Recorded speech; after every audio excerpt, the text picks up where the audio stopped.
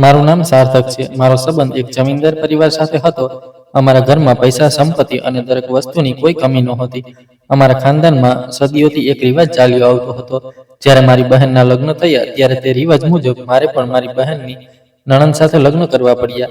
તે છોકરીનું નામ અનિકા હતું। અનિકા ખૂબ જ સુંદર હતી। તે દરરોજ સવારે રસોઈ બનાવતી, નોકરો પાસે ઘરનું કામ કરાવતી અને માતાના પગ દબાવતી।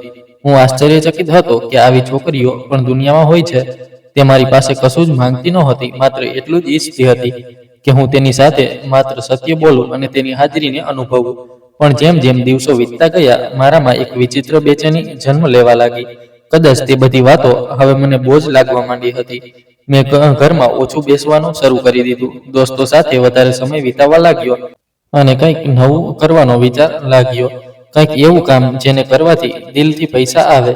પછી એક દિવસ મારા એક દોસ્ત નરેશે મને એક ઓફર આપી। તે બોલ્યો, જો હિંમત હોય તો એકવાર મારી સાથે ચાલ। એક બહુ મોટું કામ છે, પૈસા જ પૈસા કમાઈશ, તેમાં મહેનત પણ કંઈ નથી। આ સાંભળીને મેં પણ હસતા હસતા પૂછ્યું કે કયું કામ?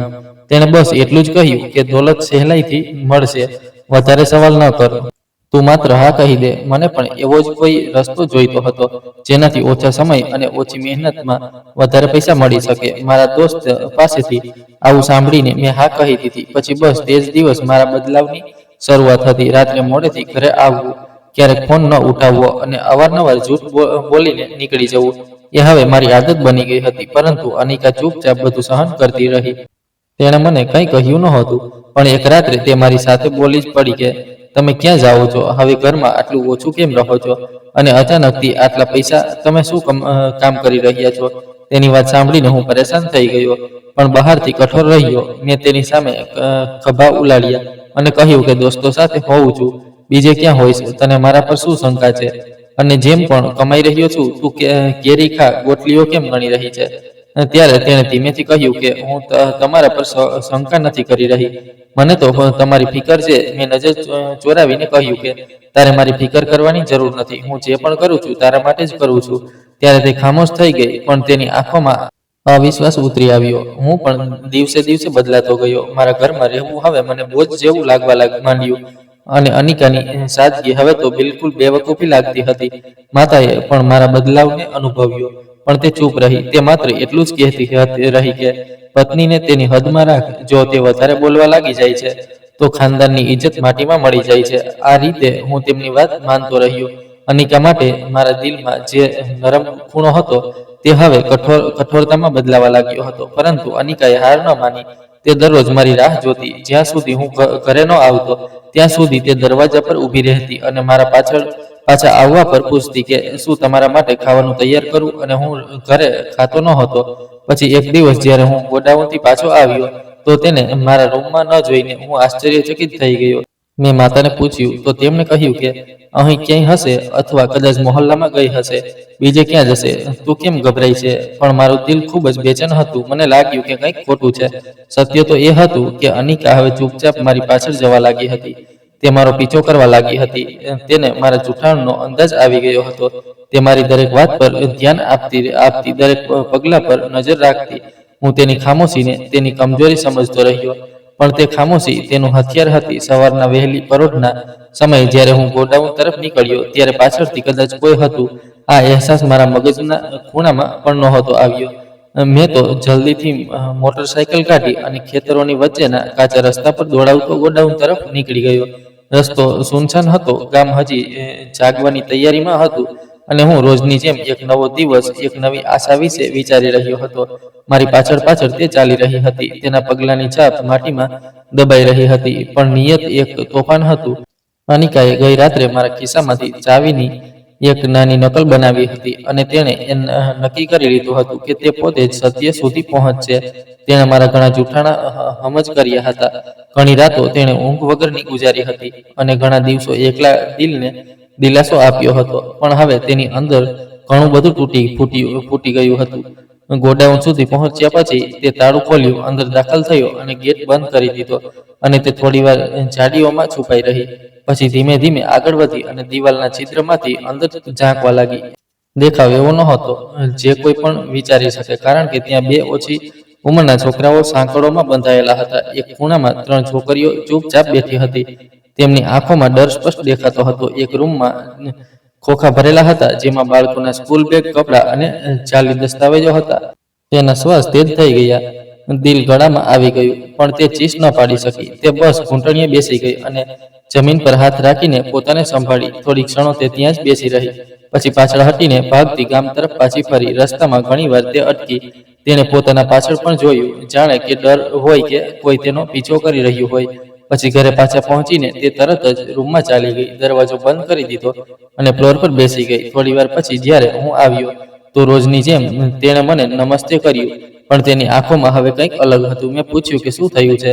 તબિયત તો ઠીક છે તારી? પણ તે ચૂપ રહી. પછી સાંજે તેણે પહેલીવાર મારી સામે બેસીને આંખોમાં આંખો નાખીને કહ્યું કે મારે તને કંઈક કહેવું છે, સાર્થક. અને ત્યારે હું આશ્ચર્યચકિત થઈ ગયો. તેના અવાજમાં એક વિચિત્ર ઠહેરાવ હતો, જેમ કે અંદરનું તોફાન શાંતિ થતા પહેલા વિનાશ મચાવવા તૈયાર હોય. મેં પૂછ્યું કે શું વાત છે? આમ કેમ જોઈ રહી છે? તે બોલી કે આજે તું જે ગોડાઉનમાં ગયો હતો, હું પણ ત્યાં ગઈ હતી, તારી પાછળ પાછળ. તેની વાત સાંભળીને મારા દિલના ધબકારા થંભી ગયા. મેં તરત જ કહ્યું, શું મતલબ છે? તું ત્યાં શું કરી રહી હતી અને મારો પીછો કેમ કર્યો? તારી આટલી હિંમત? ત્યારે તે ધીમેથી બોલી કે હું એ જોવા ગઈ હતી કે તું મારાથી શું છુપાવી રહ્યો છે, અને જે પણ મેં ત્યાં જોયું છે તે બિલકુલ અકલ્પનીય હતું. તું બાળકો સાથે શું શું કરી રહ્યો છે તે બધું મેં જોઈ લીધું છે. હું થોડી ક્ષણ માટે હેરાન થઈ ગયો. પછી અવાજ કડક કરીને કહ્યું કે તને અંદાજ પણ છે કે તું શું કરી રહી છે, અનિકા? તે બોલી કે હા, પૂરો અંદાજ છે મને, અને હવે હું આ વિશે બધાને સાચું સાચું કહી દઈશ. તેની આ એક વાતથી મારામાં ધ્રુજારી આવી ગઈ. ત્યારે મને તરત જ માતાનો વિચાર આવ્યો. મેં વિચાર્યું કે જો અનિકાએ મોં ખોલ્યું તો માત્ર મારું કામ જ નહીં, પણ અમારું નામ પણ માટીમાં મળી જશે. મેં તેને બળજબરીથી રૂમમાં ઘસડી અને માતા પાસે લઈ ગયો. ત્યારે માતાએ ગુસ્સાથી પૂછ્યું કે શું થયું છે? આ કેમ ચીસો પાડી રહી છે? પછી મેં તેમને જલ્દીથી બધું જણાવ્યું કે અનિકાએ મારો પીછો કરી લીધો હતો અને માં આ બધું જાણી ગઈ છે. ગોડાઉનમાં જે કંઈ પણ છે તે આણે બધું જોઈ લીધું છે. મારી વાત સાંભળીને માતાનો ચહેરો કઠોર થઈ ગયો. શું, કેવી રીતે? મેં કહ્યું કે આ ચોરી છુપીથી મારી પાછળ ગઈ હતી, હવે ધમકી આપી રહી છે કે આ બધાને સત્ય જણાવશે. માતાએ થોડીવાર વિચાર્યું, પછી કહ્યું કે જો આણે મોં ખોલ્યું તો આપણું નામ ખરાબ થઈ જશે. તારી બહેન પણ ત્યાં લગ્ન કરીને ગઈ છે. તું વિચાર તેના પર શું વીતશે. મેં પૂછ્યું તો શું કરીએ?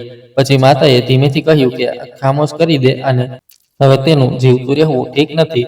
હું આ સાંભળીને ધ્રુજી ગયો. માં, આ આપણી ઇજ્જત છે, મારી પત્ની છે. માતા બોલી કે ઇજ્જત તો તે જ બચી રહે છે જે જીવતી ન હોય. આ વાત સાંભળીને હું દિવાલ તરફ જોતો રહ્યો, જાણે કોઈ બીજો ઉકેલ શોધવાની કોશિશ કરી રહ્યો હોઉં, પણ માતાના ચહેરા પર નરમાઈનો કોઈ નિશાન નહોતો. તે બોલી કે કાલે સવારે તેનું કામ પૂરું કરી દે, નહીં તો તું પોતે જ બરબાદ થઈ જઈશ. આખી રાત હું સૂઈ ન શક્યો. દરેક અવાજ, દરેક પડછાયો મારા દિલને ચીરતો રહ્યો. મને ખબર હતી કે આવતીકાલનો દિવસ કંઈક બદલવાનો છે. હું પોતાને મનાવવા લાગ્યો કે જે થવાનું છે તે બસ મજબૂરી છે. સત્યથી બચવા માટે ખામોશી જ આપણી છેલ્લી સીડી છે, અને તે ખામોશી મોત પહેલાની શાંતિ બનવા જઈ રહી હતી. બીજા દિવસે સવાર કંઈક એવી જ જાગી જેમ કે ખંજરની અણી પર હોય. માતા નાસ્તાના ટેબલ પર ચૂપચાપ બેઠી હતી. તેમની આંખોમાં એક એવી શાંતિ હતી, જાણે નિર્ણય કરી લીધો હોય કે હવે નિર્ણયમાંથી કોઈ પાછા હટવાનું નથી. મેં ચાનો કપ હાથમાં લીધો, પણ મારા હાથ ધ્રુજી રહ્યા હતા. માતાએ બસ એક જ વાત કહી કે આજે રાત્રે તું આને ગાડીમાં બેસાડી લે, બાકીનો બંદોબસ્ત હું પોતે કરું છું. અને મેં ધીમેથી માથું હલાવી દીધું, જાણે લાકડાની જેમ કઠોર થઈ રહ્યો હતો. દિવસના સમયે મેં અનિકા સાથે એવી રીતે વાતચીત કરી જાણે કંઈ થયું જ ન હોય. તે પણ હવે વધારે કંઈ બોલતી નહોતી, માત્ર નજરોથી સવાલ કરતી, જેના જવાબ મારી પાસે નહોતા. સાંજની નજીક મેં એક જૂનો મોટો બેગ કાઢ્યો, જેમાં એક પેટ્રોલની બોટલ, થોડા કપડાં અને કેરોસીનની નાની બોટલ રાખેલી હતી. બધું એવું હતું જેમ કે અમે કોઈ નાના મોટા શિકાર પર જઈ રહ્યા હોઈએ, ન કે એક ઇન્સાનને ખતમ કરવા. પછી સાંજે મેં અનિકાને કહ્યું કે ચાલ, માં કહી રહી છે કે થોડા દિવસ માટે બહેનના ઘરે જઈએ. થોડી તું પણ ફ્રેશ થઈ જઈશ. તું તારા મામાના ઘરે પણ ફરી આવજે. તેણે ચોંકીને મારી તરફ જોયું, પછી ધીમેથી પૂછ્યું, શું સાચે જ? અને મેં હસીને માથું હલાવી દીધું. માતાએ કહ્યું કે તું બહુ થાકી ગઈ છે, થોડા દિવસ શહેરમાં રહેવું સારું રહેશે. તે ચૂપ રહી, પછી માથું હલાવી દીધું. ગાડી નીકળી. માતાએ બેગ સીટની નીચે મૂકી દીધી અને અનિકા મારી સાથે આગળની સીટ પર બેસી ગઈ. રસ્તામાં તે બારીમાંથી બહાર જોતી રહી અને હું રસ્તા પર નજર જમાવી રહ્યો. અમે શહેર તરફનો રસ્તો લીધો, પણ થોડો દૂર જઈને એક કાચા રસ્તા પર વળી ગયા. તે સુનસાન રસ્તો હતો. મેં તરત જ કહ્યું કે શહેર તરફ જવાનો આ બીજો શોર્ટકટ છે. ટ્રાફિક બહુ હોય છે ને અહીંથી આરામથી પહોંચી જઈશું. તે વખતે તેણે કોઈ જવાબ ન આપ્યો. નિર્જનતા વધવા લાગી. આસપાસ સાડીઓ અને નીરવ શાંતિ જ શાંતિ હતી. જાણે કુદરત પણ જાણતી હોય કે અહીં કંઈક ખોટું થવા જઈ રહ્યું છે. થોડી જ વાર પછી મેં ગાડી રોકી તો અનિકાએ પૂછ્યું કે અહીં કેમ રોકી છે? તો મેં કહ્યું કે જરા ગાડી ચેક કરવી છે. વિચિત્ર અવાજ આવી રહ્યો છે. તેના પછી હું નીચે ઉતરી ગયો અને દરવાજો ખોલ્યો. માતાએ જલ્દીથી બેગ કાઢી અને મને ઈશારો કર્યો. અનિકા પણ મૂંઝવણમાં હતી. જ્યારે મેં અચાનક તેના વાળથી પકડીને તેને બહાર કાઢી, તે ચીસ પાડી કે આ શું કરી રહ્યા છો? છોડો મને સાર્થક. માતા જલ્દીથી પેટ્રોલની બોટલ ખોલી ચૂકી હતી. અનિકા ચીસો પાડી રહી હતી. શું પાગલ થઈ ગયા છો તમે લોકો? શું કરી રહ્યા છો? હું ચૂપ રહ્યો, માત્ર ધ્રુજતા હાથોથી પેટ્રોલ છાંટતો રહ્યો. માતાએ આગ સળગાવવા માટે કેરોસીન આગળ કર્યું. અનિકા અમારા સામે ગીડગીડાવા લાગી કે તમને ઉપરવાળાના વાસ્તે આવું ન કરો. હું કોઈને કંઈ પણ નહીં કહું. છોડી દો મને. મેં એક ક્ષણ માટે તેની આંખોમાં જોયું. ત્યાં મોતનો ડર નહીં, માત્ર એક બેબસી હતી. પણ તે ક્ષણ પણ પસાર થઈ ગઈ. માચીસ સળગાવવામાં આવી, તેના પર આગ લાગી ગઈ અને બીજા જ ક્ષણે ધુમાડા ઉઠવા લાગ્યા. અને બસ અમે બંને ઝડપથી ગાડીમાં બેઠા અને ત્યાંથી ભાગી નીકળ્યા. પાછળથી અનિકાની ચીસો થોડીવાર સંભળાતી રહી, પછી માત્ર ખામોશી રહી ગઈ. રસ્તામાં અમે બંને ચૂપ હતા. માતાએ બસ એટલું કહ્યું કે હવે કોઈને કંઈ કહેવું નહીં. એ જ કહેવાનું છે કે તે ભાગી ગઈ હતી. મેં કહ્યું, અને જો કોઈ સવાલ કરે તો શું કરીશું? માતાએ કહ્યું કે તારા કાકાનો દીકરો છે ને પોલીસમાં, તેને કહીને હું રિપોર્ટ દાખલ કરાવી દઈશ કે તે કોઈને પ્રેમ કરતી હતી અને ઘરથી ચાલી ગઈ. રસ્તામાં કોઈ અકસ્માત થયો હશે. પછી અમે ગામ પાછા પહોંચ્યા. માતાએ મહોલ્લામાં રોઈને જાહેરાત કરી કે અમારી વહુ ઘરથી ભાગી ગઈ છે. ખબર નહીં કોની સાથે ઇજ્જત માટીમાં મેળવી દીધી.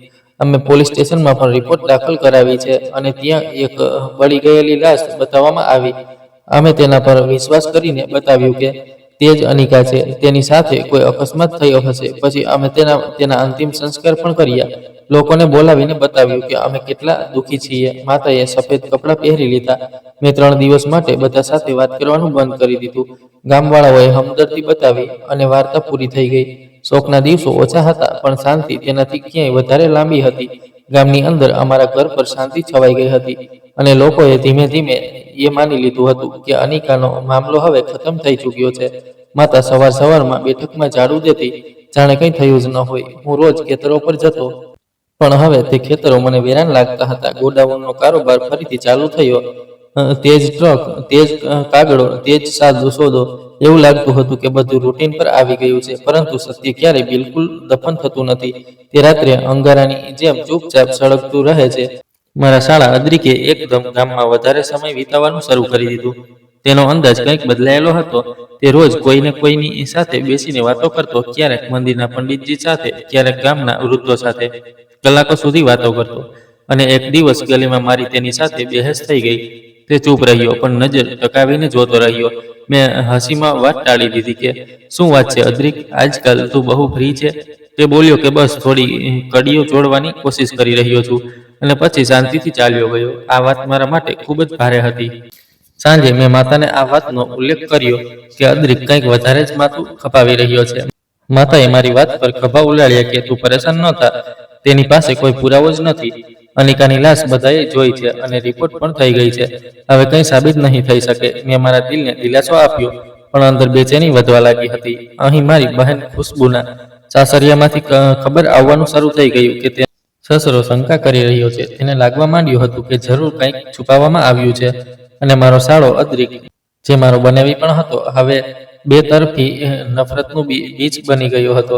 ખુશ્બુના પતિએ છૂટાછેડાના ધમકી આપી અને પછી એક દિવસ કંઈ પણ કહ્યા વગર તેને ઘરની બહાર કાઢી મૂકી. મારી બહેન માતાના ખોળામાં માથું રાખીને રોતી રહી અને માતા બસ એ જ કહેતી રહી કે દીકરીઓનું નસીબ આવું જ હોય છે. તે દિવસ પછી મારામાં કંઈક તૂટવા લાગ્યું હતું. મેં કામ પર ધ્યાન આપવાની કોશિશ કરી, પણ ગોડાઉન પર એક નવી મુસીબત ઊભી થઈ ગઈ. પોલીસે અચાનક દરોડો પાડ્યો. બધું ક્લિયર હતું, પણ તેમના સવાલો બારીક હતા કે આ દસ્તાવેજો સાચા નથી લાગતા. મેં કહ્યું કે કાગળો બતાવો, પણ અંદાજ આવી ગયો કે નજર રાખવામાં આવી રહી છે. આવતા અઠવાડિયે અમારા 2 ટ્રક રોકાઈ ગયા. માલ જપ્ત થયો. ડ્રાઈવરોની કલાકો સુધી પૂછપરછ કરવામાં આવી. મને ફોન આવ્યો કે સાહેબ, પોલીસે બહુ પૂછ્યું છે, હવે રોજનું કામ મુશ્કેલ લાગે છે. મેં તેમને દિલાસો આપ્યો કે બધું ઠીક થઈ જશે, તમે લોકો ચિંતા ન કરો. પણ મને ખબર હતી કે બધું ઠીક નથી થઈ રહ્યું. અદ્રિકની જાસૂસી હવે વધવા લાગી. તે ગામના કેટલાક યુવાનોને સાથે લાવ્યો અને એક દિવસ એક નિવેદન આપ્યું કે જો કોઈએ અમારી બહેનોની ઇજ્જતને નુકસાન પહોંચાડ્યું તો તેનો હિસાબ જરૂર લેવામાં આવશે. લોકો ચૂપ રહ્યા. મેં વિચાર્યું કે કદાચ શહેર ચાલ્યો જાઉં થોડા દિવસ માટે, પણ માતાએ કહ્યું કે અહીંથી ભાગવાનો સમય નથી. અહીં ઊભો રહે જેમ કે કંઈ થયું જ ન હોય. મેં માથું હલાવી દીધું, પણ રાતોની ઊંઘ ગાયબ થઈ ગઈ હતી. એક રાત્રે મેં ગોડાઉનની બહાર ગાડીઓની લાઇટ જોઈ. હું ભાગ્યો તો જોયું કે તે પોલીસનો સાથી હતો અને તેમણે માત્ર દૂરથી જ નિરીક્ષણ કરી લીધું. બીજા દિવસે અખબારમાં એક નાનકડો કોલમ છપાયો. એક ગામમાં સહેલાઈથી સ્મગલિંગનું નેટવર્ક ચાલુ કરવામાં આવ્યું છે. નામ નહોતું, પણ તે ખબર સ્પષ્ટ હતી. મારી માતાએ અખબાર હાથમાંથી ઝંટવી લીધું અને તેને ચૂલામાં સળગાવી દીધું. બોલી કે આ બધું માત્ર સંયોગ છે, હજી કંઈ સાબિત નથી થયું. પરંતુ હું જાણતો હતો કે આ સંયોગ નહીં, આ તો તે દિવસ હતો જેણે બધું બદલી નાખ્યું. આ સાંજે અદ્રિક મારા દરવાજા પર આવ્યો. હાથમાં એક જૂનો મોબાઈલ ફોન હતો. તેણે કહ્યું કે આ અનિકાનો ફોન છે, જે તે છુપાવી દીધો હતો, પણ તેની એક નકલ બેકઅપમાં હતી. હવે જોવાનું બાકી છે કે પોલીસ પહેલા જુએ છે કે પછી આખું ગામ. આ કહીને તે ચાલી નીકળ્યો. હું ગલીની વચ્ચે ઊભો રહ્યો, જાણે મારા પગ નીચેથી જમીન નીકળી ગઈ હોય. જૂઠાણાની દિવાલો, જેને અમે મજબૂતીથી ઊભી કરી હતી, હવે ધ્રુજવા લાગી અને હું જાણતો હતો કે એક ધક્કો અને બધું પડી જશે. સૂરજ આકાશમાં ધગધગતો ચમકી રહ્યો હતો. ગામના બાળકો ઉઘાડા પગે માટીમાં દોડી રહ્યા હતા અને સ્ત્રીઓ પાણી ભરવા માટે લાઇનમાં ઊભી હતી. મોંઘવારી અને બેરોજગારી એ દરેક ચહેરા પર પડછાયો નાખી દીધો હતો. હું ઝાડ નીચે બેઠો હતો, મારા હિસાબના રજિસ્ટર પર આંગળીઓ ફેરવી રહ્યો હતો, જ્યારે એક બાળક દોડતો આવ્યો. અંકલ, રાશનની ગાડી આવી રહી છે. મેં ચોંકીને ઉપર જોયું, પછી રજિસ્ટર બંધ કરીને ઊભો થઈ ગયો. મેં વિચાર્યું કે ચાલો, મોકો છે તો થોડું રાશન મળી જશે, સારું રહેશે. આખરે ઘરમાં શાકભાજી પણ ખતમ થઈ ગઈ છે. ગામના મેદાનમાં લોકો ભેગા થઈ ગયા હતા. હું પણ ચૂપચાપ લાઇનમાં જઈને ઊભો રહી ગયો. ચારે તરફ તડકો હતો. ગરમીમાં લોકો છાંયો શોધી રહ્યા હતા. મારી સામે 2 માણસો અંદરો અંદર ધીમા અવાજે વાતો કરી રહ્યા હતા કે સાંભળ્યું છે, આ વખતે બહુ સારું રાશન છે, એનજીઓ આપી રહ્યો છે, તે શહેરથી આવ્યું છે. મેં કાન લગાવીને સાંભળ્યું, પણ વધારે દિલચસ્પી ન આવી. હવે રાશન મારી જરૂરિયાત બની ગયું હતું, ભાવના નહીં. હવે મારું જીવન ડર અને જૂઠાણનો હિસાબ હતું. પછી એક શોર થયો. કોઈએ કહ્યું કે તે જુઓ, મોટી ગાડી આવી ગઈ, કદાચ મોટી ઓફિસર પોતે આવ્યા છે. બધાની નજરો ફરી ગઈ. એક સફેદ ચમકતી મોટી ગાડી ધૂળ ઉડાવતી આવી અને લોકોથી થોડે દૂર જઈને ઊભી રહી ગઈ. ગાડીનો દરવાજો ખુલ્યો. એક સ્ત્રી ઉતરી. પહેલા તો તડકાને કારણે તેનો ચહેરો સ્પષ્ટ દેખાયો નહીં, પણ જેવી તે આગળ વધી, મારો તો હોશ જ ઉડી ગયા. તે એ જ હતી. મારા ગળામાં કાંટા ભોંકાવા લાગ્યા. જીભ જાણે સુકાઈ ગઈ હોય. મેં આંખો ફાડીને જોયું, પણ તે દ્રશ્ય બદલાયું નહીં. તે જ નકશો, તે જ લાંબા વાળ, તે જ સાદા કપડાં.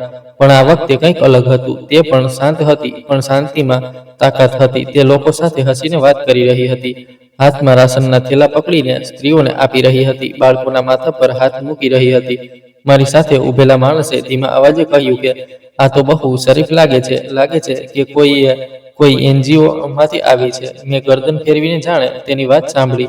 મારા પગ ખૂબ ભારે થઈ ગયા, પણ હું હલવાની હિંમત ન કરી શક્યો. પછી તે અચાનક સીધી મારી તરફ વધી. તેની આંખો હવે મારી સામે હતી. નજીકથી જોયું તો તેનો એક ગાલ થોડાક બળેલો હતો, પણ નજરો ત્યાં જ હતી, જમીનની પાછળ જીતેલી. તેણે કંઈ કહ્યું નહીં, બસ એક થેલો મારા પગમાં મૂકી દીધો. પછી ધીમા અવાજે કહ્યું કે હવે બળવાનો વારો તારો છે. આ શબ્દો મારા અંદર વીજળીની જેમ ગૂંચી ગયા. હું શૂન્ય થઈ ગયો. મારી સામે જાણે ધૂંધળું છવાઈ ગયું. મગજ વીતી ગયેલા સમયના દ્રશ્યોથી ભરાઈ ગયું. આગમાં અનિકા અને તે ક્ષણ જ્યારે મેં માચીસ સળગાવી હતી, બધું એક ફ્રેમની જેમ આંખો સામે ફરવા લાગ્યું. હું લથડાઈ ગયો. હાથ લંબાવીને કંઈક પકડવાની કોશિશ કરી, પણ મારા હાથ હવામાં જ રહી ગયા. તે પાછી ફરી ચૂકી હતી. ધીમે ધીમે પાછી પોતાની ગાડી તરફ ગઈ. બધા લોકો તેની આસપાસ હતા. કોઈ તેને આશીર્વાદ આપી રહ્યું હતું, તો કોઈ આભાર કહી રહ્યું હતું. તે બધા સાથે એવી રીતે પેશ આવી રહી હતી કે જાણે જિંદગીમાં ક્યારેય કોઈએ તેને સળગાવવાની કોશિશ જ ન કરી હોય. ગાડીમાં બેસતા પહેલા તેણે એકવાર ફરીને મને જોયો. તે નજરમાં નફરત નહોતી, માત્ર એક જાહેરાત હતી. જાહેરાત કે ખેલ ખતમ થઈ ચૂક્યો છે અને હવે હિસાબ કિતાબનો સમય છે. મેં નજરો ચુરાવી લીધી, જાણે તેની નજરોએ મારા અંદરનો પડદો ચોરી નાખ્યો હોય. ગાડી ચાલવા લાગી, ધૂળ ઉડી અને તે દ્રશ્ય નજરોમાંથી ગાયબ થઈ ગયું. પરંતુ તેની હાજરી જાણે ગામના વાતાવરણમાં વસી ગઈ હતી. બધા વાતો કરવા લાગ્યા કે બહુ શરીફ સ્ત્રી છે, સાંભળ્યું છે કે બાળકો માટે કામ કરે છે. ક્યાંથી આવી હતી ખબર છે કોઈને? લોકો કહે છે કે પોતે કોઈ અત્યાચારમાંથી બચી છે, હવે બીજાને બચાવે છે. મેં દરેક અવાજ સાંભળ્યો પણ કંઈ બોલી ન શક્યો. ઘરે પહોંચ્યો તો માતા દરવાજા પર બેસીને ચૂલો સળગાવી રહી હતી. મેં તેમને માત્ર એટલું કહ્યું કે માં, તે જીવતી છે. માતાએ ચોંકીને મારી તરફ જોયું. કોણ છે? કોણ? મેં જવાબ આપ્યો કે તે અનિકા. તે આવી હતી આજે રાશન વહેંચવા. બધું જોઈ લીધું તેણે. માતાના હાથમાંથી ચીપિયો પડી ગયો. તે બોલી કે આ કેવી રીતે શક્ય છે? મેં તો તેમની વાત કાપી નાખી કે શક્ય છે માં, આ ઉપરવાળાનું કામ છે. માતાએ જલ્દીથી દરવાજો બંધ કરી દીધો. કોઈને કંઈ કહેતી નહીં, આ બધું વહેમ છે. મેં કહ્યું કે ના ના માં, તે જીવતી છે અને તે પાછી આવી ગઈ છે. અમે બંને ચૂપ થઈ ગયા. રૂમમાં માત્ર લાકડાના સળગવાનો અવાજ હતો અને આ રાશનના થેલાની ખુશ્બુ જે હવે મારા પગ પાસે રાખ્યો હતો. જાણે અનિકાએ મારા પર જૂની વાપસીની મહોર લગાવી દીધી હોય. આજે તે વાતને 2 અઠવાડિયા વીતી ગયા હતા જ્યારે અનિકાએ રાશનના થેલા સાથે મારા પગમાં પોતાનો શાંત સંદેશ પણ છોડી દીધો હતો.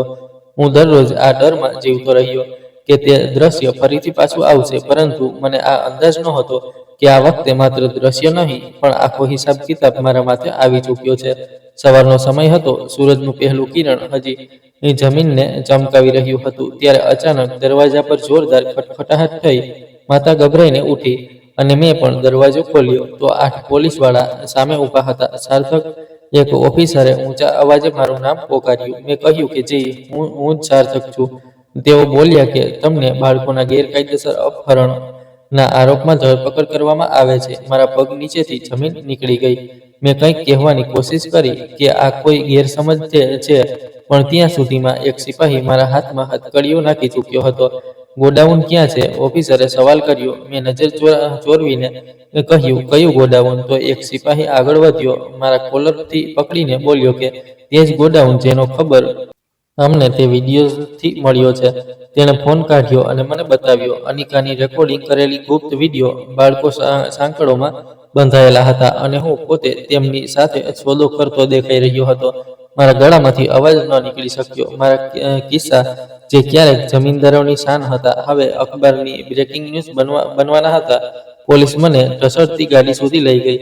બહાર મહોલ્લાના લોકો ભેગા થઈ ગયા હતા. એક વૃદ્ધ સ્ત્રીએ મારા મોં પર થૂક્યું કે અમે તમને ઇજ્જત આપી અને તમે બાળકોની જિંદગીઓ વેચી દીધી. એક યુવાન નારો લગાવ્યો કે આવા લોકોને પાઠ મળવો જોઈએ. મારા પગ લથડી રહ્યા હતા પણ હાથકડીએ મને સીધો ચાલવા પર મજબૂર કરી દીધો. પોલીસે ગોડાઉન પર છાપો માર્યો અને દર્જનો બાળકો બચી ગયા. બાળકો તો ખુશ થઈ રહ્યા હતા. એક છોકરો ચીસ પાડીને બોલ્યો કે આણે અમને માર્યા હતા, આણે અમને વેચ્યા હતા. વિડીયો, તસવીરો, જાલી ઓળખ કાર્ડ, બધું જપ્ત થઈ ગયું. ન્યૂઝ ચેનલ પર બ્રેકિંગ ન્યૂઝ ચાલી કે સાર્થક જમીનદાર અને વેપારી વ્યક્તિની ધરપકડ. દર્જનો બાળકો મળી આવ્યા. સાંજ સુધીમાં મારી તસવીર દરેક ચેનલ પર હતી. જૂની ફાઇલો કાઢવામાં આવી. મારા જૂના રેકોર્ડ ચકાસવામાં આવ્યા. જે લોકો ગઈકાલ સુધી મારી સાથે વેપાર કરતા હતા હવે પોતાના ફોન બંધ કરી ચૂક્યા હતા. જે સંબંધીઓ ઇજ્જતથી વાત કરતા હતા તે બચીને નીકળવા લાગ્યા. જેલમાં પહેલી રાત મેં ફ્લોર પર સૂતા વિચાર્યું કે આખરે તે બચી કેવી રીતે ગઈ. તે તો મરી ગઈ હતી. બીજા દિવસે ટીવી પર એક ન્યૂઝ પ્રોગ્રામમાં એન્કરે જાહેરાત કરી કે આજે અમે તમને મળાવીશું તે બહાદુર સ્ત્રી સાથે જે આ સિસ્ટમ વિરુદ્ધ એકલી ઊભી થઈ. અનિકા, જે પોતે સળગવામાં આવી પણ જે જીવતી બચી ગઈ. કેમેરો અનિકા પર ગયો અને તે સાદા કપડામાં ચહેરા પર બળેલું એક સ્પષ્ટ નિશાન હતું પણ આંખોમાં કોઈ ધ્રુજારી નહોતી. હું મરવા નહોતી માંગતી, અનિકા બોલી, પણ ઉપરવાળાએ મને બચાવી લીધી હતી જેથી હું તેમના જેવા લોકોનો પર્દાફાશ કરી શકું. અને એન્કરે પૂછ્યું કે તમે આટલા મોટા નેટવર્કનો કેવી રીતે પર્દાફાશ કર્યો? અનિકાએ કહ્યું કે હું હોસ્પિટલમાં હતી. મારો મહિનાઓ સુધી ઈલાજ થયો. એક ઓફિસરે મને સહારો આપ્યો હતો, તેણે મને બચાવી. પછી હું એક NGO સાથે જોડાઈ ગઈ અને ત્યાંથી મેં શીખ્યું કે સત્ય કેવી રીતે લડે છે. મેં બધું રેકોર્ડ કર્યું, વિડીયો, દસ્તાવેજ અને દરેક વસ્તુ જે મારા વિરુદ્ધ ઉપયોગ થઈ તે મારા હાથમાં હતી. તેનો દરેક શબ્દ મારા હૃદયમાં ખીલી બનીને ગૂંજી રહ્યો હતો. જેલની દિવાલો મારા માટે હવે છત નહીં, મારી મોત બનવા લાગી. માતા મુલાકાત માટે આવી, આંખોમાં આંસુ હતા. આ બધું શું થઈ ગયું બેટા? મેં તો કહ્યું હતું બધું સંભાળી જશે. મેં કહ્યું કે અમે જે વાવ્યું હતું તે જ તો અમે કાપી રહ્યા છીએ માં. હવે માત્ર સમય છે. અને આ દિવાલો એક વકીલ મારી પાસે આવ્યો, કહ્યું કે તમારા વિરુદ્ધ મુકદ્દમો સખ્ત છે, ઓછામાં ઓછા 20 વર્ષ લાગી શકે છે, પણ જો અનિકાએ માફ નહીં કર્યું તો ઉંમરકેદ પણ થઈ શકે છે. મેં માથું ઝુકાવી દીધું, કારણ કે મને ખબર હતી કે માફી તો નહોતી મળી શકતી. રાત્રે મેં જેલની છતને જોતા વિચાર્યું કે આ સત્ય ક્યારે મર્યું નહીં, બસ સમયની રાહમાં હતું. તે સમય આવી ગયો અને હું મોડેથી સમજ્યો. અનિકાનો ચહેરો આંખોમાં સામે ફરી રહ્યો હતો અને તેનો અવાજ હવે બળવાનો વારો તારો છે. ટીવી સ્ક્રીન પર અનિકાનો વિડીયો વારંવાર ચાલી રહ્યો હતો અને જેલની કોઠરીમાં મારી સાથે 1000 કેદીઓ તેને ઘૂરી રહ્યા હતા, જાણે તે કોઈ બીજી દુનિયાની હોય. એક માણસે હસતા કહ્યું કે ભાઈ, તારી પત્ની તો હિરોઈન નીકળી. મેં માથું ઝુકાવી દીધું. મારી પાસે કોઈ વાતનો કોઈ જવાબ નહોતો. એક અખબારની જૂની કોપી હાથ લાગી, જેમાં એક આખી ખબર અનિકા પર લખેલી હતી. ત્યાં તેના બચી જવાની પૂરી કહાની નોંધાયેલી હતી, પણ મારા માટે તે માફ ન કરી શકાય તેવા અહેસાનને યાદ અપાવતી હતી. તેણે નિવેદનમાં જણાવ્યું કે કઈ રીતે તે બળતા હાલતમાં રસ્તાના કિનારે પડી હતી.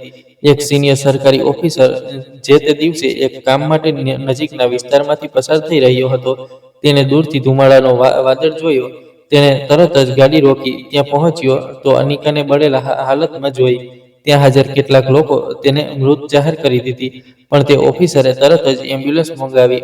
અનિકાએ કહ્યું કે જ્યારે મને હોસ્પિટલ લઈ જવામાં આવી, હું ભાનમાં નહોતી. 3 દિવસ પછી મારી આંખ ખુલી તો શરીરના ભાગો પર પટ્ટીઓ બાંધેલી હતી. દર્દ હદથી વધારે, પણ દિલમાં એક વિચિત્ર રોશની હતી, જાણે હું મરીને પણ ફરીથી જીવી ગઈ હોઉં. ઘણા મહિનાઓ સુધી તે હોસ્પિટલમાં ICUમાં રહી. દરેક દિવસ, દરેક રાત તેણે અસહ્ય દર્દ સહન કર્યું. શરીરની ચામડી ઉતરી ગઈ, ગ્રાફ્ટિંગ થઈ, ઇલાજની સાથે સાથે સાયકોલોજીક થેરાપી પણ આપવામાં આવી. ડોક્ટરે પણ ઘણીવાર હિંમત હારી દીધી, પણ અનિકાએ હાર ન માની. એક નર્સે જણાવ્યું કે તે ચૂપચાપ પોતાના માટે પ્રાર્થના કરતી રહેતી હતી અને જ્યારે પણ અમે જખમ સાફ કરતા તો તે દાંત પીસીને દર્દ સહન કરતી, પણ ચીસ પાડતી નહોતી. હોસ્પિટલના સ્ટાફે તેને એક નામ આપ્યું, આગથી બચેલી સ્ત્રી. તે દરમિયાન તે સરકારી ઓફિસર જે તેને બચાવીને લાવ્યો હતો વારંવાર હોસ્પિટલ આવ્યો. તેણે તેને રિપોર્ટ આપ્યો અને પછી NGO સાથે જોડી. અનિકાએ કહ્યું કે તે ઓફિસરે માત્ર મને એક નવી જિંદગી જ નથી આપી, પણ મને પોતાને ફરીથી શોધવાનો મોકો આપ્યો. તે NGOનું નામ હતું સૂરજ ફાઉન્ડેશન, અને ત્યાં એવા જ બાળકો રાખવામાં આવતા હતા જે બેસહારા હોય. ત્યાં પ્રવેશ લીધો, દર્દીની હેસિયતથી નહીં, બચાવનારના હિસાબે. ઇલાજ પછી જ્યારે તે ચાલવા ફરવા લાયક થઈ તો તેણે બાળકોની દેખરેખ રાખવાનું બીડું ઉઠાવી લીધું. એક વકીલ જે NGO સાથે જોડાયેલો હતો, તેણે જણાવ્યું કે અનિકાએ ક્યારેક પોતાને પીડિતા નથી બતાવી. તેણે કહ્યું કે મને હિરોઈન ન બનાવો, મને કામ આપો. તે સ્કૂલ ગઈ, ગામ ગઈ, ગામના સેમિનાર સામેલ થઈ અને બાળકોના હક પર લેક્ચર આપ્યા. તેણે સરકારને વિનંતી કરી કે માનવ તસ્કરી વિરુદ્ધ સખત પગલાં ઉઠાવવામાં આવે. હું જેલમાં આ ખબરો વાંચતો અને સાંભળતો રહ્યો. એક દિવસ એક નવો કેદી આવ્યો જે બીજી જેલમાંથી ટ્રાન્સફર થયો હતો.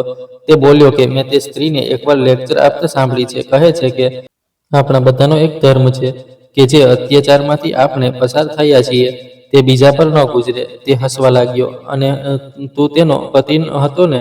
તે શું કર્યું? વિચિત્ર વાત છે યાર, કેવી સ્ત્રી હતી અનિકા. અનિકાએ મીડિયાને નિવેદન આપ્યું કે મેં લગ્ન કર્યા હતા એક ઇન્સાન સાથે, પણ જ્યારે તે જાનવર બની ગયો તો મેં નિર્ણય કર્યો કે હવે જિંદગી કોઈ સંબંધના નામ પર નહીં, હેતુના નામ પર હશે. એક એન્કરે પૂછ્યું કે શું તમે ફરીથી લગ્ન કરશો? અનિકાએ કહ્યું કે ના, મેં પ્રેમ જોયો છે શબ્દોમાં, સપનાઓમાં અને આખરે રાખમાં, પણ પ્રેમ તો પોતાનાપણાથી થાય છે, માત્ર વાયદા કરવાથી કે માત્ર દાવા કરવાથી નહીં. હવે મારો સંબંધ તે મિશન સાથે છે જેમાં એક બાળકને બચાવવાનો અર્થ એક દુનિયા બચાવવાનો છે. તે પોતાની કહાણી મિસાલ બનાવીને સિસ્ટમની સામે સંભળાવતી કે તે બળી પણ બુજાઈ નથી. તૂટી પણ વિખરાઈ નહીં. તેણે કહ્યું, હું ઈચ્છતી તો બદલો લઈ શકતી હતી, પણ મેં ન્યાય પસંદ કર્યો, અને ન્યાયનો રસ્તો લાંબો હોય છે, પણ પરિણામ મોડેથી યાદ રહે છે. ગામના ઘણા લોકોએ તેની વાપસી પછી પોતાને તેના મિશન સાથે જોડી દીધા. એક શિક્ષક જેણે પહેલા મને ઇજ્જત આપી હતી, હવે તેની સાથે કામ કરી રહ્યો હતો. એક માણસે કહ્યું કે આ સ્ત્રી ઉપરવાળા તરફથી મોકલેલી એક નિશાની છે. આપણે તેનો અવાજ બનવું છે, જેથી અત્યાચાર ફરીથી ન થાય. અનિકાએ એકવાર ઇન્ટરવ્યુમાં કહ્યું કે હું મારી બળતી ચામડીને છુપાવતી નથી. આ મારી તાકાત છે, મારી ઓળખ છે. તે હસી કે હવે હું રોશની છું, જે પોતે તો બળે છે, પણ બીજાના અંધકારને ખતમ કરવા નીકળી છે. અને હું બસ જેલની કોઠરીમાં બેઠો રહ્યો, તે બધું સાંભળતો અને વિચારતો રહ્યો કે ક્યારેક આ જ સ્ત્રી મારી સાથે એક છત નીચે ચૂપચાપ બેસી રહેતી હતી. મેં આ ખામોશીને કમજોરી સમજી, અને તે જ ખામોશી આજે મારા વિરુદ્ધ સૌથી બુલંદ અવાજ બની ગઈ. અદાલતની ઇમારતની બહાર મીડિયાની ભીડ હતી.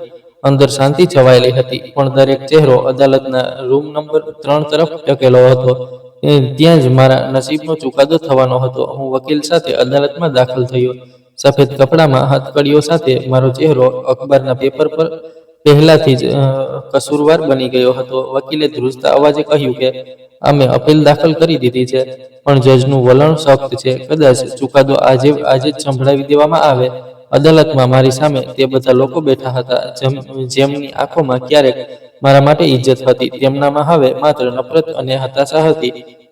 સામેના વકીલે પુરાવા રજૂ કરવાનું શરૂ કર્યું. એક પછી એક કરીને વિડીયો, દસ્તાવેજ અને તસવીર સ્ક્રીન પર ચલાવવા લાગ્યા.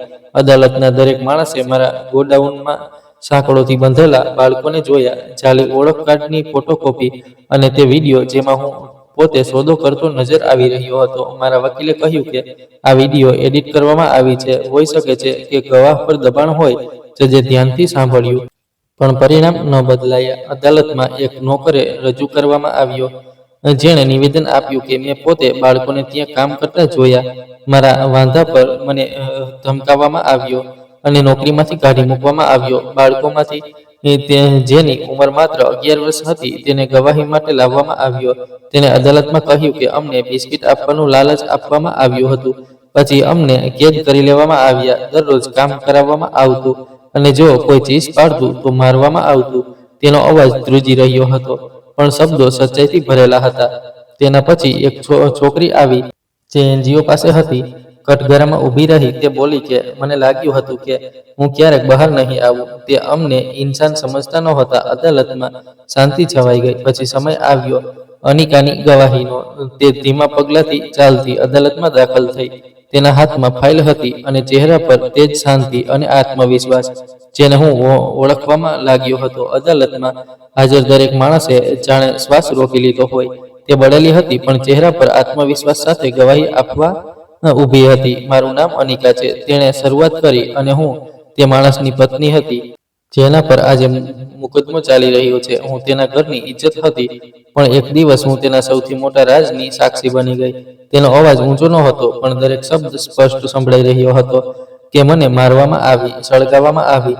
હું મરી જાત, પણ ઉપરવાળાએ મને બચાવી.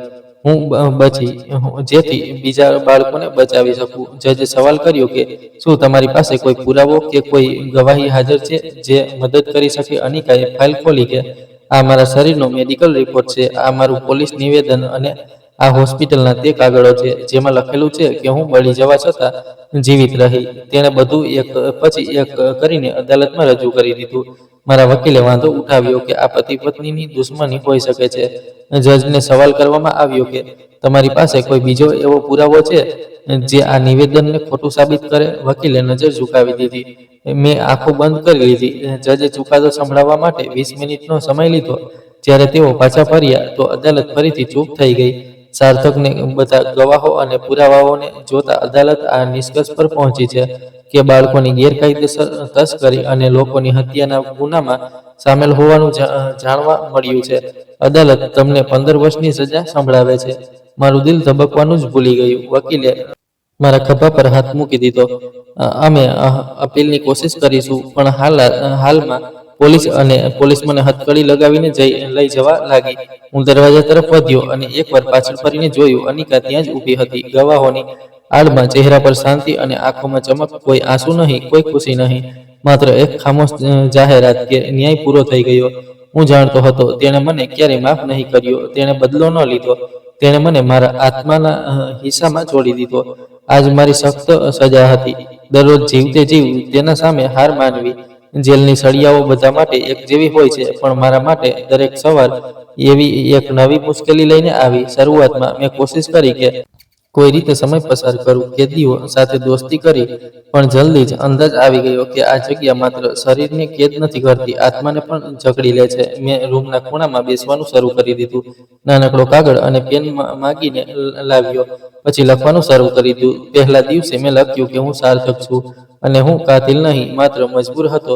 પણ બીજા જ ક્ષણે કાગળ ફાડી નાખ્યો, કારણ કે જમીરે કહ્યું કે જૂઠ ફરીથી ન લખ. હું રોજ કંઈક ને કંઈક લખવાની કોશિશ કરતો, પણ ક્યારેક બાળકો માટે, ક્યારેક માતા માટે અને ક્યારેક તેના માટે જે બળીને પણ મારી સાથે મારાથી બહેતર ઇન્સાન બની ગઈ હતી. પણ દરેક લાઈન પછી પેન અટકી જતી, જાણે શબ્દો મારી આંગળીઓમાંથી નીકળવા જ નહોતા માંગતા. એક દિવસ જેલના એક સિપાહીએ પૂછ્યું, શું લખી રહ્યો છે સાર્થકભાઈ? મેં હસીને કહ્યું કે પશ્ચાતાપની દિવાલ પર મારું નામ લખી રહ્યો છું. થોડા અઠવાડિયા પછી ખબર આવી કે મારી માતા પણ ચાલી વસી.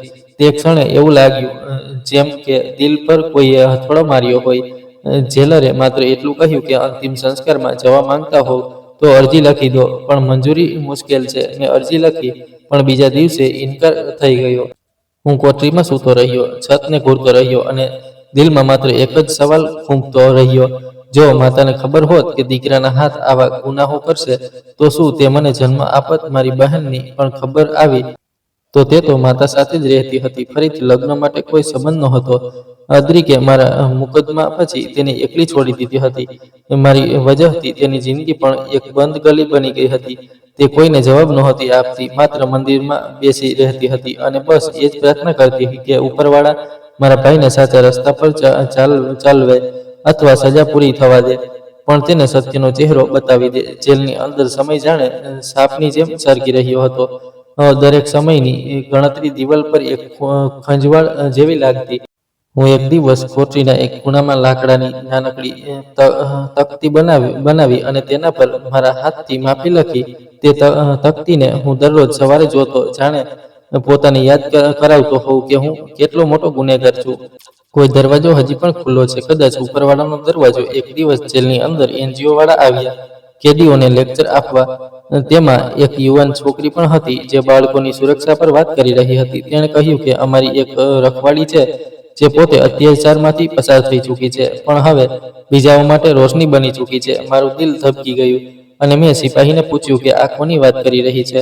જેણે જવાબ આપ્યો કે અનિકા ફાઉન્ડેશનની વાત થઈ રહી છે.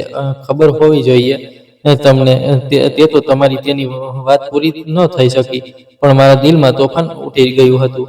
તે હજી પણ કામ કરી રહી હતી, હજી પણ બાળકો માટે લડી રહી હતી. મેં બીજા દિવસે તે એનજીઓને એક પત્ર લખ્યો. શબ્દો મુશ્કેલીથી નીકળ્યા. મેં હિંમત કરીને લખ્યું કે હું સાર્થક, નંબર 424, ગુનેગાર, એક સત્યને માનવા આવ્યો છું. જો અનિકા આ પત્ર વાંચી રહી હોય તો બસ એટલું જાણી લે કે હવે હું તારો દુશ્મન નહીં, પણ તારા મિશનનો એક ખામોશ હિસ્સો છું. હું પ્રાર્થના કરું છું કે તને તે જગ્યા મળે જે હું તારાથી છીનવવા માંગતો હતો. આ પત્ર મોકલ્યો તો પણ કોઈ જવાબ ન આવ્યો, કદાચ આવવો પણ ન જોઈતો હતો. હવે મારી જિંદગીનો દરેક દિવસ સજા છે, દરેક રાત પશ્ચાતાપ અને દરેક ક્ષણ એક અહેસાસ કે જો સમયને રોકી શકાતો તો હું તે ક્ષણ રોકી લેત જ્યાં અનિકાએ કહ્યું હતું કે બસ હવે હું સત્ય જણાવીશ.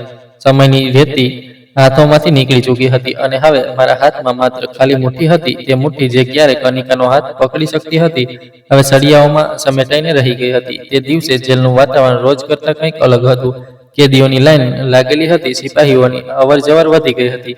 જેલરે જાહેરાત કરી કે આજે એક ફાઉન્ડેશનની કેટલાક લેક્ચર આવશે જે કેદીઓની પુનર્વસનમાં મદદ કરશે.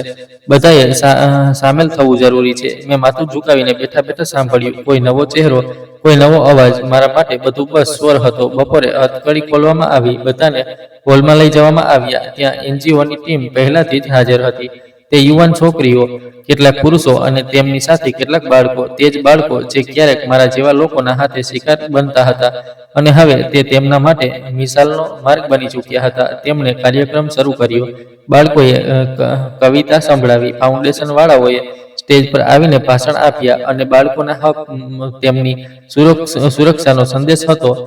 એકે કહ્યું કે અમે એક એવી સ્ત્રીના મિશન પર કામ કરીએ છીએ જેણે પોતાનું બધું ખોઈને બીજાઓ માટે બધું જીત્યું. તે આજે અહીં આવી શકી નથી, પણ તેમણે ખાસ પત્ર મોકલ્યો છે એક ઇન્સાનના નામ જે કદાચ અહીં હાજર છે. હું ચોંકી ગયો. મારા દિલમાં જાણે કંઈક ધબકવા લાગ્યું. તેણે પત્ર કાઢ્યો અને ધીમેથી વાંચવાનું શરૂ કરી દીધું. સાર્થક, હું જાણું છું કે તું જીવિત છે. કદાચ હવે તે જ શ્વાસ તને બોજ લાગે છે. હું આ પત્ર તને સજા આપવા માટે નથી લખી રહી, પણ એ જણાવવા માટે લખી રહી છું કે હું હવે સજાથી આગળ નીકળી ચૂકી છું. તારી વજહથી હું બળી, પણ તારી વજહથી હું જાગી પણ. મારા શરીર પર નિશાન છે, પણ મારી આત્મા હવે આઝાદ છે. મેં તને માફ નથી કર્યો કારણ કે માફી ઉપરવાળાના હાથમાં છે, પણ મેં તને પાછળ છોડી દીધો છે. મારી આંખો ઝૂકી ગઈ. મેં ધીમેથી હાથ લંબાવ્યો અને તે પત્ર માંગ્યો. જેલરે ઈશારો કર્યો અને પત્ર મારા હાથમાં આવી ગયો.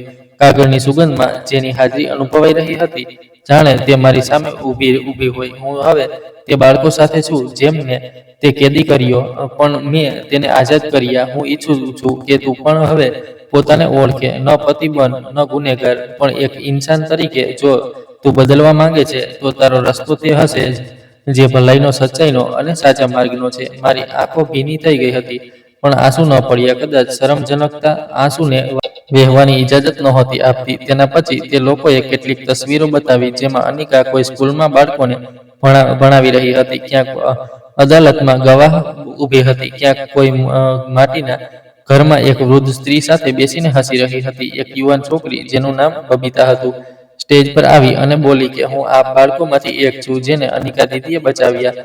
મારા માતા પિતા મરી ગયા છે અને હું એક નેટવર્કના હાથે લાગવાની હતી, પણ તે દિવસે અનિકા દીદી ત્યાં પહોંચી ગઈ. તેમણે કહ્યું, હું તને તારું બાળપણ પાછું આપીશ અને આજે હું અહીં ભણી રહી છું અને હવે બીજાઓને બચાવી રહી છું. તે દિવસ પછી જેલમાં મારું વર્તન બદલાવા લાગ્યું. મેં રોજ તે લેક્ચરમાં સામેલ થવાનું શરૂ કર્યું. એક દિવસે તો મેં કહ્યું, તમે ચાહો તો અમે તમારી લખેલી આ લાઈનોને અમારા એનજીઓમાં બાળકોને શીખવવા માટે ઉપયોગ કરી શકીએ છીએ. તમે ઇજાજત આપો. મેં માથું હલાવ્યું. મેં વધારે લખવાનું શરૂ કર્યું. કહાનીઓ, કવિતાઓ, બાળકો માટે સબકભરી વાતો. એક દિવસ મેં અનિકાના નામ પર ફરીથી પત્ર લખ્યો. અનિકા, આ મારો બીજો પત્ર છે અને કદાચ છેલ્લો પણ. આ વખતે હું તારાથી કંઈ માંગવા નહીં, કંઈક આપવા આવ્યો છું. એક વાયદો કે હું તારા મિશનનો હિસ્સો તો નહીં બની શકું, પણ તેના વિરુદ્ધ ક્યારેય નહીં જાઉં. હું અહીં જેલમાં તે બધું શીખવા લાગ્યો છું જે હું પોતે ન શીખી શક્યો. સબ્ર અને કુરબાની. જો મારી કહાની કોઈ એક બાળકને પણ બચાવી શકે તો સમજો મેં મારા અત્યાચારનો કંઈક હિસ્સો ચૂકવી દીધો. આ પત્રનો જવાબ ક્યારેય ન આવ્યો, પણ હવે હું તેની રાહમાં પણ નહોતો. મને ખબર હતી કે તે પોતે કોઈ દિવાલ પર નહીં, કોઈ બાળકના દિલમાં ઉતરશે. અને આ જ મારી ઓળખ હતી. હું જેલમાં કેદ હતો, પણ એક કિસ્સો બની ગયો હતો. એવો કિસ્સો જેને હવે અનિકા ફાઉન્ડેશનમાં બળતી રોશની કહેવામાં આવે છે. તે રોશની જે એક સ્ત્રીના બળેલા અસ્તિત્વમાંથી નીકળી અને જેણે અંધકારને દીવાઓ આપ્યા. આ કહાનીની સૌથી મોટી શીખ છે એ છે કે કોઈ પણ માણસ પોતાની ભૂલથી હંમેશા માટે નથી ઓળખાતો.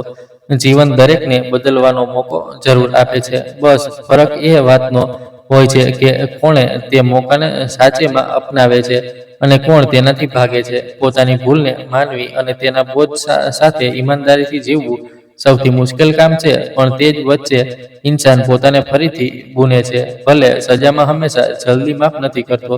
લોકો વાતો કરે છે, શંકા કરે છે, પાછળ ફરીને જુએ છે, પણ ધીમે ધીમે કર્મ શબ્દો કરતાં વધારે બોલવા લાગે છે અને ભરોસો ધીમે ધીમે પાછો ભરે છે. સંબંધો સમયની સાથે બદલાય છે, તૂટી પણ જાય છે, દૂર થઈ જાય છે અને અવારનવાર. અસલ જિંદગીમાં દરેક સંબંધ પાછો નથી આવતો, પણ આનો અર્થ એ નથી કે જિંદગી અટકી જાય છે, કારણ કે કેટલાક લોકો આપણા જીવનમાં એટલે આવે છે કે આપણને શીખવી શકે છે કે આપણે કોણ હતા અને આપણે શું બનવું જોઈએ.